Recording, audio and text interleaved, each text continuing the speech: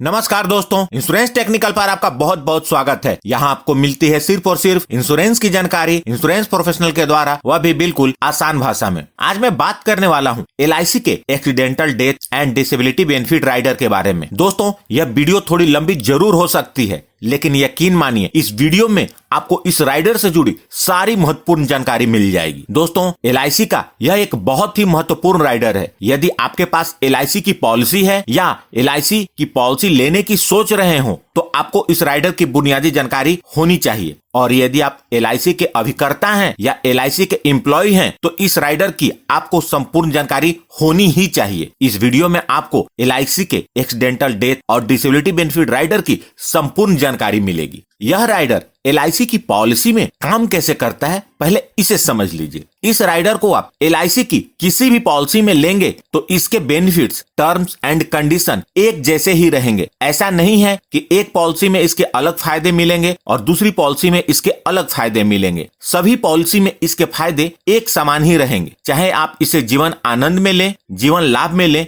या जीवन उमंग में लें या किसी भी एंडोमेंट प्लान में लें या किसी मनी बैक प्लान में लें। अब बात आती है कि इस राइडर को LIC के किस पॉलिसी में ले सकते हैं। तो इसके लिए आप LIC की जो भी पॉलिसी लेना चाहते हैं उसकी डिटेल देखें। उसकी डिटेल्स आपको देखने होंगे। यदि LIC उस पॉलिसी में इस राइडर को ऑफर करती है तो आप इस राइडर को ले सकते हैं। अब बात आती है कि यह राइडर काम कैसे करता है। तो दोस्तों, इंश्योरेंस पॉलिसी में राइडर का सिंपल मतलब होता है अतिरिक्त बेनिफिट। यदि आप किसी भी पॉलिसी में LIC के राइडर को लेते हैं तो इसके लिए आपको अतिरिक्त प्रीमियम का भुगतान करना पड़ता है और इस राइडर के जो भी बेनिफिट मिलते हैं उसका भुगतान भी बेस पॉलिसी के बेनिफिट के अतिरिक्त होता है। यानी कि बेस पॉलिसी का जो लाभ है वह तो मिलेगा ही, इस राइडर का अलग से लाभ मिलेगा। दोस्तों, अब जानते हैं कि LIC के accidental death and disability benefit rider के अंतर्गत कवरेज क्या क्या मिलती है। दोस्तों, जैसा कि इसके नाम में आप देख सकते हैं, एक्सीडेंटल डेथ एंड डिसेबिलिटी मतलब एक्सीडेंट की वजह से यदि डिसेबिलिटी होती है या डेथ होती है तो ही इस राइडर का बेनिफिट मिलता है। नेचुरल डेथ में इसका बेनिफिट नहीं मिलता।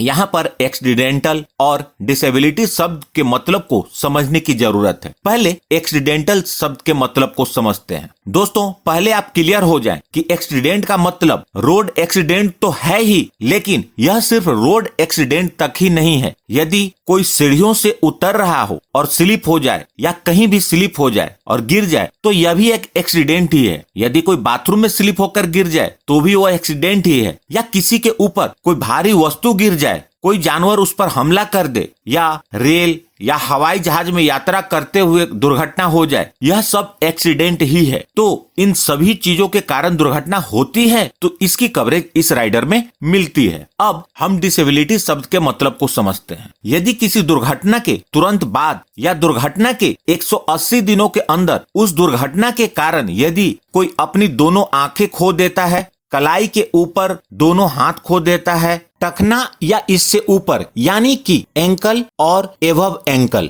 पर दोनों पैर खो देता है या एक हाथ या एक पैर खो देता है तो इसे परमानेंट डिसेबिलिटी माना जाता है। और साथ ही साथ एक्सीडेंट के बाद यदि कोई लिखित 6 एक्टिविटी में से 4 एक्टिविटी को परफॉर्म करने की अपनी क्षमता को खो देता है तो भी उसे परमानेंट डिसेबिलिटी माना जाता है। जो पहली एक्टिविटी है ड्रेसिंग, कोई खुद से अपना कपड़ा पहनने और खोलने की क्षमता को खो दे। दूसरी वॉशिंग, यदि कोई अपने खुद के बेसिक हाइजीन के लिए नहाने धोने की क्षमता को खो दे। तीसरी फीडिंग, यदि कोई तैयार किए हुए भोजन को खुद से निकालकर खुद खाने की क्षमता को खो दे। चौथी टॉयलेटिंग, यानी कि खुद से अपनी सुसु पोटी के टास्क को कंप्लीट करने की क्षमता को खो दे। पांचवी मोबिलिटी, कोई खुद से घर के एक कमरे से दूसरे कमरे में जाने की क्षमता को खो दे। छठी ट्रांसफरिंग, यदि कोई बेड से व्हीलचेयर और व्हीलचेयर से बेड पर जाने की क्षमता को खो दे। ध्यान दें दोस्तों, इन 6 एक्टिविटी में से बीमित व्यक्ति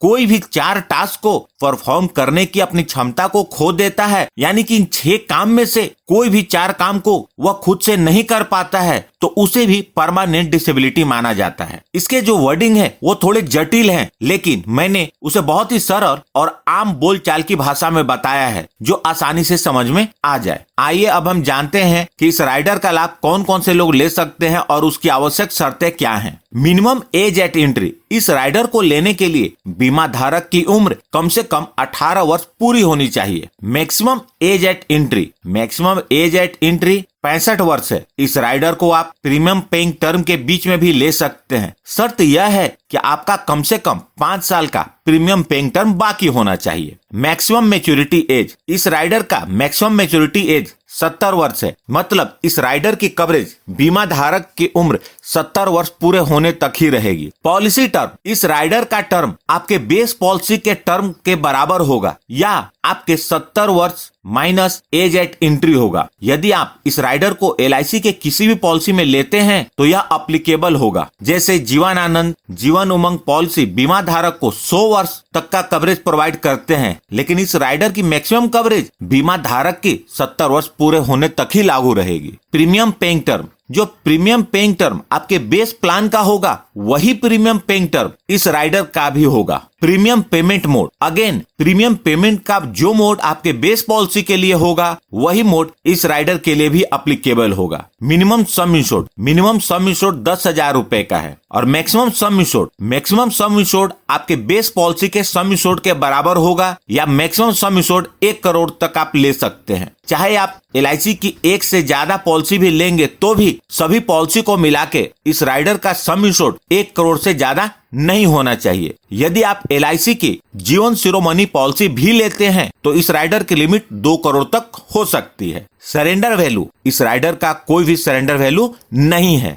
आइए अब इस राइडर के बेनिफिट को समझते हैं। इस राइडर को लेने के बाद बीमा धारक के साथ परमानेंट डिसेबिलिटी हो जाती है तो बीमा धारक को क्या बेनिफिट मिलेगा उसे देखते हैं। सबसे पहले जो पॉलिसी का सम इंश्योर्ड होगा वह इक्वली डिवाइड होकर 10 साल तक मंथली इंस्टॉलमेंट में मिलेगा। यदि किसी का सम इंश्योर्ड 12 लाख रुपए है तो डिसेबिलिटी के बाद हर महीने 10,000 रुपए अगले 10 साल तक मिलेंगे, यानी कि 120 महीने तक। यदि 10 साल पूरे होने के पहले पॉलिसी की मैच्योरिटी हो जाती है या डेथ का क्लेम आ जाता है तो बाकी बचे हुए इंस्टॉलमेंट का भुगतान मैच्योरिटी या डेथ क्लेम के पेमेंट के साथ हो जाएगा। लेकिन यदि बीमा धारक ने पॉलिसी को सरेंडर किया तो सरेंडर वैल्यू तो उन्हें तुरंत मिल जाएगा, लेकिन इस राइडर का लाभ 10 वर्ष पूरे होने तक मिलता रहेगा। उसके बाद जो फायदा मिलेगा कि बेस पॉलिसी के फ्यूचर के सारे प्रीमियम माफ हो जाएंगे। यहाँ 2 बातों को ध्यान दें। जो राइडर का सम इंश्योर्ड है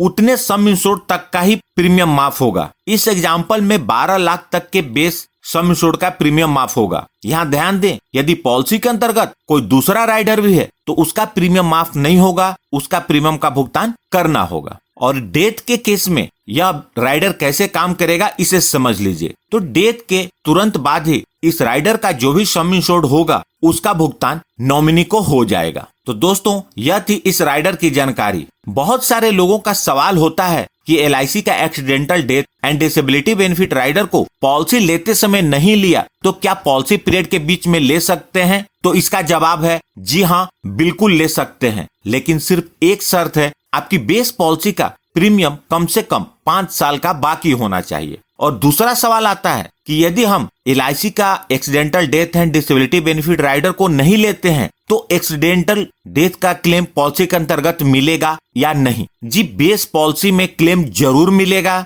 यदि आप राइडर लेंगे तो इसका लाभ अलग से मिलेगा। तो दोस्तों यह थी LIC के accidental death and disability benefit rider की जानकारी। यदि आपके पास कोई सवाल है तो उसे कमेंट बॉक्स में लिखें। उम्मीद करता हूं जानकारी काम की लगी होगी। तो प्लीज इस वीडियो को लाइक करके मुझे प्रोत्साहित जरूर करें। और सबसे महत्वपूर्ण, यदि आपने इस चैनल को अभी तक सब्सक्राइब नहीं किया है तो कर लें और जुड़ जाए हमारे साथ इंश्योरेंस प्रोफेशनल से इंश्योरेंस की जानकारी के लिए। और अंत में अपना कीमती समय निकालकर इस वीडियो को देखने के लिए आपका बहुत बहुत धन्यवाद। मैंने दूसरे राइडर की भी वीडियो बनाई हुई है, आप उसे जरूर देखें। मैंने सभी राइडर की लिंक इस वीडियो के डिस्क्रिप्शन में दे दी है।